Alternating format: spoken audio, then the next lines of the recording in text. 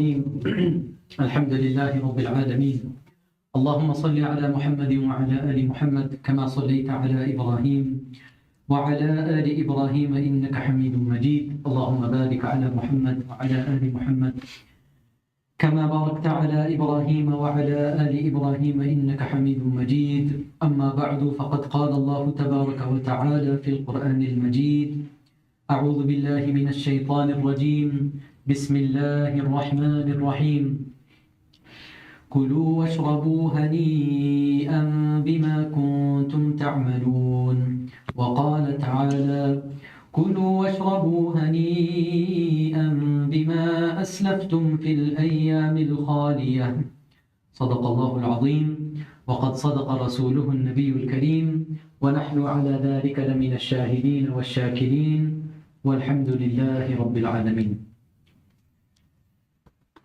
Respected elders, dearest brothers and sisters, beloved youth, Assalamu alaikum wa rahmatullahi wa barakatuh. As we have been mentioning, the bounties of Jannah, the happiness and the bliss of Jannah, that is what Allah Tabaraka wa Ta'ala, He refers to in the Quran Kareem, وَفِي ذَلِكَ فَلْيَتَنَافَسِ الْمُتَنَافِسُونَ. And in that, should people who want to compete, that is what you should be competing in. Subhanallah. In this dunya, human beings, we compete with each other for dunya. We compete with each other, who's gonna, have bigger muscles, have better looks, have a bigger house, have a nicer car. Who's gonna have better this, who's gonna have better that. What does Allah subhanahu wa ta'ala say? You truly want to compete and you truly want to work for something that's gonna be worth it, something that's actually gonna be worthwhile, prepare and work and compete for this Jannah. That's what you should be going after. Subhanallah, brothers and sisters, in this dunya, we know that everything in this world, you may desire something very, very much. You may have very, very high aspirations for something. And subhanallah, when a person finally achieves that, then what happens? Give that person a short while, they'll get bored. They'll get tired. That thing which they desired so much, they're going to say, that's it. That thing that I wanted so bad for so many years, for my whole life, finally I've got it. It's actually not that great. It's actually, I wasn't expecting it to just be this. I was expecting something more. And subhanallah, many of these celebrities and these people that in this world, they have so-called success in this dunya. Many of them, when they speak about their life and they speak about their experiences, this is something that they all say. We thought getting fame, that's the pinnacle of any enjoyment and desire that we have in this world. We thought once we become famous, that's it. There's no more happiness that can be greater than that. We thought once you have money, you've reached the pinnacle. There's nothing else that you could desire. And Allahu Akbar, when these people reached that level of fame, they became world famous. When they reached that level of wealth, they became millionaires and billionaires. They said, really? That's it? That's how it feels? We're expecting something else. We're expecting more. This can't be the end of the road. This can't be the end of the tunnel. All the fame and that's all I feel? I don't feel satisfied. I don't feel fulfilled. Something is missing still. All of this money, and subhanallah, look, if money and popularity, if this was the ultimate happiness and bliss, why do we see so many of the people that have these two things? They're not happy today. They're committing suicide today. They're giving their lives today because that which they thought would give them happiness, they gave every drop of energy for it, but it did not give them what they were looking for. Brothers and sisters, the only thing that will truly give you that fulfillment is Jannah. And subhanallah, in this world, you could get whatever you want. You get tired of it after a while. You could have as much as you want. It gets played out. You start getting tired of it. But subhanallah, brothers and sisters, Jannah is that place that we learn in the narrations, Jannah continuously grows in its beauty. Jannah continuously evolves. So don't think, oh, one day you're in Jannah, you enjoyed. Now the second day in Jannah, you're like, man, I saw this tree yesterday, Sidratul Muntaha. Oh, the river of wine, I saw it 2 weeks ago, man. We've already been there. I don't want to see it again. Right? SubhanAllah, in this dunya, that's how some of us are. Right? You've heard of Yosemite, you've heard of all these beautiful places. You really want to go and see it. MashaAllah, you're so amazed. The scenery is so exquisite. It's beautiful, so beautiful. You enjoyed your trip so much. 6 months later, they say, hey, we're planning a trip. Where are you guys going? We're going to Yosemite. Oh no, 6 months ago, I saw it already. I went hiking, I saw all those things. It's nice, but second time, Jazakallah khair, I'll pass. I've already seen it once. Jannah is not going to be like that. Every aspect of Jannah, it only gets better and better and better. And subhanallah, it never gets old. That's why Rasulullah sallallahu alayhi wa sallam, he made mention in some of the narrations that the lowest person of Jannah, who? The lowest. 10,000 servants will come to him. 10,000 servants. Each one, they will have a golden platter, they'll have a silver platter. And in this, they will present food to the person of Jannah. And subhanallah, each plate that is presented, none of them will be the same. Everything will be different, it will be unique, and the person will enjoy. Allahu Akbar. And in Jannah, you might think, what am I going to do with all that food? Right? It's so much of food. How am I going to enjoy it? Right? Even though, mashallah, some people in this dunya, they know how to enjoy also. Right? There was one guy, mashallah, strong, healthy individual. So he said, this buffet restaurant, very, very bad service. I did not like this buffet restaurant. They said, why? What's the matter? He said, within the first 4 hours, they were coming and trying to get me out of the restaurant. Only within the first 4 hours. Already they're trying to take me out. Right? So he's saying 4 hours already, you're coming to get me. My norm at the buffet, I'm there chilling for 6 to 8 hours, refill, refill, refill. So in Jannah, you might think, how are you going to eat all this food and enjoy all this food? Brothers and sisters, it is mentioned that in Jannah, every Jannati, they will have the appetite of 100 people of this dunya. So you'll be able to eat. You'll be able to throw it down. You will enjoy every bite. And subhanallah, there's no, getting stuffed and getting full in Jannah as well. Sometimes you can have very delicious food, but then when you enjoy it and you eat it, you overstuff yourself and you're like, man, I feel horrible. I shouldn't have eaten that. And then the next time you think of that food, you're like, oh man, last time I got a little too much of that. It's giving me, bad memories of what I had before. In Jannah, that doesn't happen. In Jannah, there's no bathroom. There's no need to use the bathroom in Jannah. So what's going to happen when a person eats all of this food? يَعْدِقُونَ, the people of Jannah, they will sweat. And they will let out a burp. And from the burp and from the sweat, it's going to be like musk. So it's going to be perfume, it's going to be itar. And once they sweat and they let out this burp, everything is going to be digested. You're ready to eat again. Right? You're ready for round 2, round 3, round 4.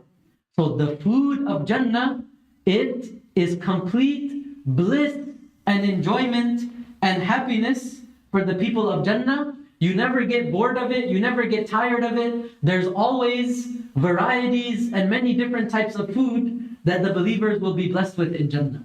Brothers and sisters, it's mentioned in the Quran Kareem, قُطُوفُهَا دَانِيَةٌ وَجَنَى الْجَنَّتَيْنِ دَانٍ. These gardens of paradise, they will have fruits. And subhanallah, the person of Jannah, you don't need to ask for whatever fruit you want. You don't need to put in order for anything that you want in Jannah. The moment you look at it and you desire it, that branch will come down, it will lower itself for you. And you will pick the fruit. It'll come to you. You don't have to go towards it. And Allahu Akbar, as soon as the person plucks or picks that fruit, immediately right away, the place that you plucked it from, a new one is going to grow right there. So there will be no shortage of the good things inside of Jannah. Allahu Akbar. And subhanallah, Rasulullah sallallahu alayhi wa sallam, he also made mention that from the blessings of Jannah, there will be لَحْمِ طَيْرٍ مِمَّا يَشْتَهُونَ. The people of Jannah, they will enjoy the meat of birds, right? They will have لَحْمِ طَيْرٍ, the meat of birds, which they will desire in Jannah. And Allahu Akbar, it's mentioned, the person of Jannah will just look at this bird, and he will have a desire. You know, this looks so delicious. I wish I could have this. The bird will ask the person of Jannah, how do you want me? How do you want me cooked? Do you want me roasted? Do you want me, boiled? Do you want me barbecued? How do you wish to have? And whatever the Jannati desires, that is exactly how the bird will appear. When the Jannati eats the bird, he leaves the bones. From the bones, the bird will come back to life again. And subhanallah, he'll be ready to be eaten again. Some of the birds of paradise, half of it will be mashwi. It will be barbecued, roasted. And the other half of it, it would be cooked in a different way.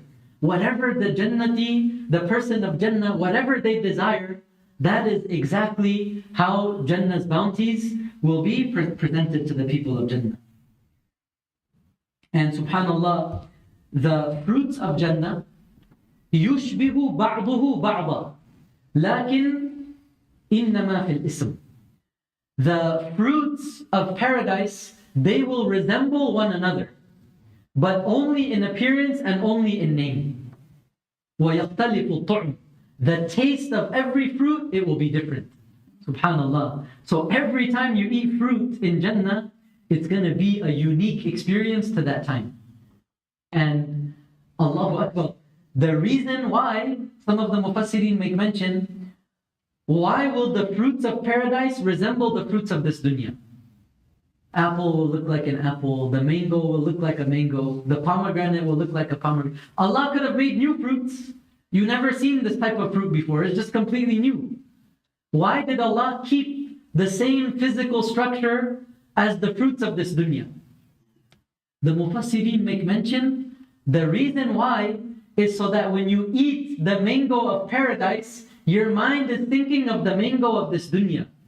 Then you truly can realize how much greater is the mango of paradise. Because you have something to compare it to, the mango of this dunya. The apple of Jannah, way better than the apple of this dunya. Every fruit of Jannah will be extremely more delicious and better than the fruits of this dunya. And subhanallah, when the people of Jannah will be enjoying all of these fruits, enjoying all of this food, how will it be? لا يرون فيها شمسا ولا زمهريرا. The place and the environment, the weather of Jannah, it's neither going to be too cold, it's neither going to be too hot. Because sometimes the weather affects your appetite. I don't know if you guys are like this, but I'm like this. In summertime, when it's very, very hot, I can't eat much food. I just drink water. Right? But in Jannah, the temperature, your environment, your surroundings, everything is facilitated to your bliss and your happiness. لا يرون فيها شمسا. You're not going to see too much heat. You're not going to see zamharira. You're not going to see too much cold. Everything will be exactly where it needs to be for the people of Jannah.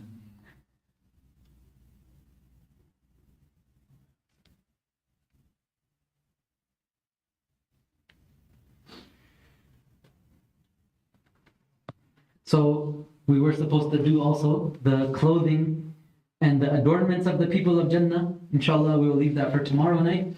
Before we conclude, one very, very important thing, brothers and sisters, to keep in mind. Whoever, as we've been mentioning, whoever falls into the impermissible of this dunya, there are chances they will be deprived of the bounties and the blessings of the akhirah. So in this dunya, if you protect yourself from the haram, looking forward to and aspiring for what's in the akhirah, inshallah you will get that. But if you fall into the impermissible here and you're not careful here, you may have to give up the blessings of what lies there, which is much greater than what we have in this dunya. Brothers and sisters, the Prophet ﷺ made mention, the person who drinks the alcohol and the khamr, the wine of this dunya, they will not be able to enjoy the wine and the alcohol of the akhirah. The wine of the akhirah is pure. It's enjoyment. لا يصدعون عنها. The people who drink it there, they will not get intoxicated from it. They will not get headaches from it. It's not going to lead to all the vice and the evil and the bad things that it leads to in this dunya. The wine of Jannah is completely halal and pure. It's nothing but enjoyment. But if you do it here, you will not be able to have it there. Brothers and sisters, eat pure and eat halal here. Don't just go around eating everything, anything and everything in this dunya. We have to be very, very careful. Right? SubhanAllah. So many people, may Allah subhanahu wa ta'ala forgive us, we always hear, Mufsirullah, have you tried this place? I don't want to say any names. Have you tried X? Have you tried Y? Have you tried Z? X, Y, and Z, all of them are doubtful places. Right? And in the month of Ramadan, mashallah, people are having scrumptious iftar on food that is doubtful. Right? We're enjoying, licking our lips, licking our fingers, getting every last bit of sauce. Allahu Akbar. Delicious, enjoying. But we have to be very, very careful. Right?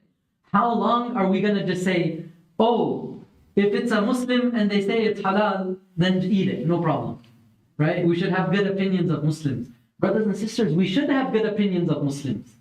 But if we know that there's an issue with, halal and haram food, if we know there's an issue with slaughtering, there's an issue with machine slaughter, mechanical slaughter, and hand slaughter. If we know and we're aware that's an issue in our communities, we have to be extra diligent. We have to be extra careful. Right?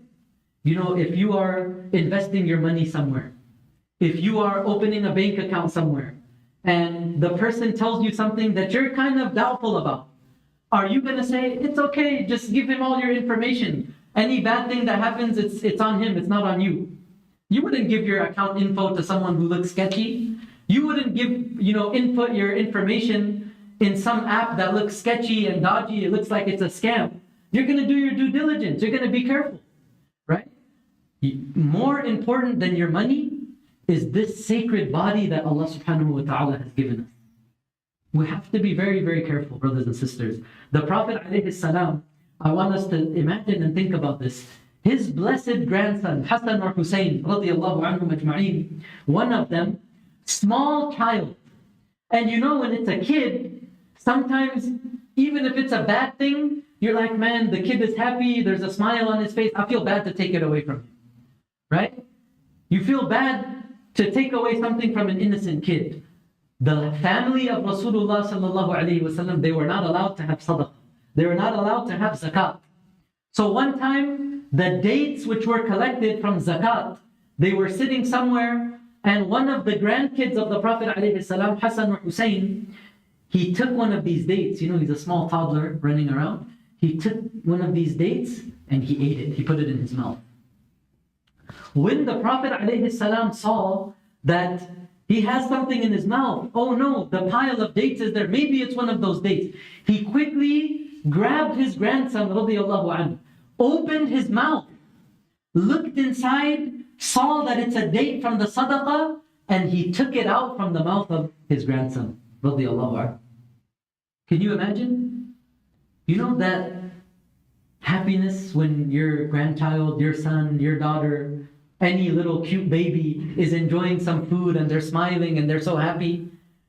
Does anyone have the heart to take that lollipop away from them and make that smile go upside down?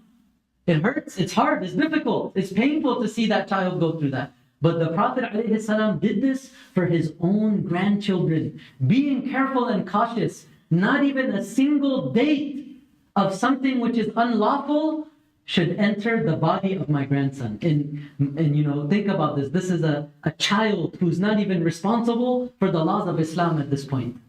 Imagine us, how much these morsels of impermissible food, how they can affect our lives, how they can affect our piety, how it can affect our concentration in salah, our temptations towards sin, our piety and our taqwa and ability to wake up for Salatul Fajr.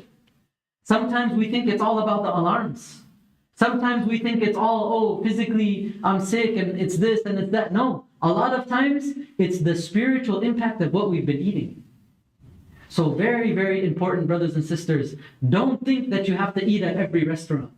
Do your diligence. Make sure that the food is hand slaughtered. Make sure that it's dhabiha, that it's proper halal. Don't just, oh, I see a little symbol here. Okay, no problem. Let's go ahead and go eat. Right? These are important matters. We have to do our diligence. Right? SubhanAllah, there have been times where mistakenly there's been a halal sticker or a halal stamp on, na'udhu billah, the pork ribs. Yes, the pictures were going around, mashallah. You know, pork ribs and then your little halal sticker right in the bottom. We're going to eat that also? The owner said it's halal, right? The owner said, it's not on me. Anything goes wrong, the owner's responsible. We have to be, you know, use our own aql, use our own intellect, use your own mind a little bit as well, right? And remember, brothers and sisters, that everything that you eat, directly it plays a role on what actions will come out from your body. Ya ayyuha rusul, O prophets, kulu min at-tayyibat, eat from the good food, wa'amalu salihah, and do good. What does that show you? Allah is saying to the prophets, eat good and do good. Because what you eat, it has a direct effect on what amal comes out from. The Ashab-i Kahf, brothers and sisters, what happened to the Ashab-i Kahf? So many years they spent asleep inside of the cave. And as they're waking up, you can imagine they're pretty hungry. So many years they've been asleep inside of the cave. They could have just said, man, bring me anything. I'm hungry. Whatever it is, wherever it is, just bring me something. Do you know what the Ashab-i Kahf said? فَلْيَأْتِكُمْ بِرِزْقٍ مِّنْهُ وَلْيَتَلَطَّفْ وَلَا يُشْعِرَنَّ بِكُمْ أَحَدًا. What's before that? Wafas? Yeah.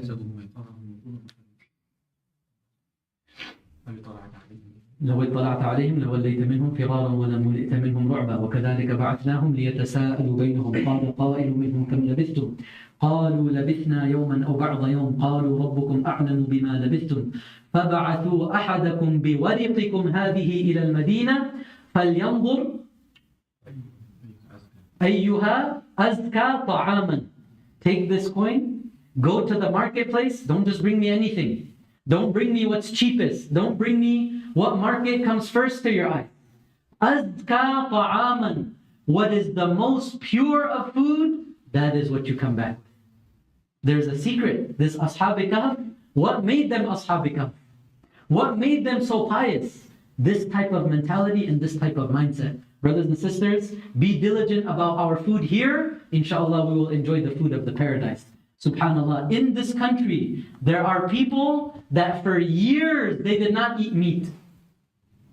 Can you imagine? For years, they live in, you know, the boonies in Ohio, in the middle of Delaware, in the middle of nowhere. There's no halal place, there's no halal butchery. So you know what? For years, what did these people do? Allah is Ghafurur Rahim. McDonald's, just say Bismillah. Is that what they did?